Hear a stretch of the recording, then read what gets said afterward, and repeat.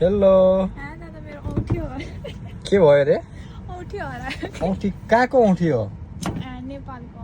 होइन भने औँठी त नेपालको कस्तो कहाँ लगेको भने नि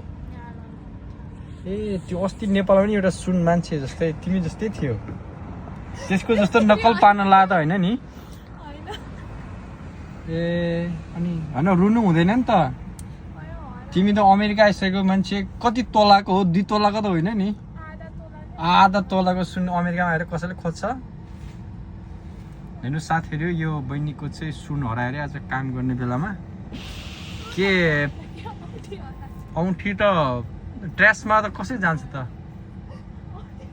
ए ओके गाइजहरू अस्ति त्यो मात्रै आन्दोलनमा राजाको आन्दोलनमा एउटा दाइको चाहिँ औँठी हराएको थियो भन्दाखेरि सिक्री हो भने यो बहिनीको चाहिँ औँठी हरायो अरे कुन हातमा लगाएको थियो ए बिचरा आधा तोलाको केही छैन त्यो त तिमीले एक दिनको कमाइ त हो ल अब म पनि युट्युबर हो बहिनी अब यसो युट्युबमा हालिदिन्छु तिमी पुरा धमाधम फेमस हुन्छ है त ल अब त्यहाँ काठमाडौँतिर भेटिन्छ क्या तिम्रो औँठी हराएको मान्छेलाई सहयोग गरिदिने यही हो यसको धेरै ठुलो हात छ औँठी हराउनुमा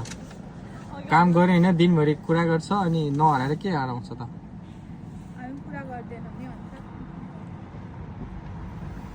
ल साथीहरू यो चाहिँ टिकटकबाट चाहिँ यो बहिनीको औँठी हराएको छ अरे यो बहिनीको आधा तला औँठी हराएको छ अरे जेज पिचाबाट हो उसले जेजको म्यानेजर काम गर्छ सन्डे दिनभरि गफ गर्ने काम गर्छ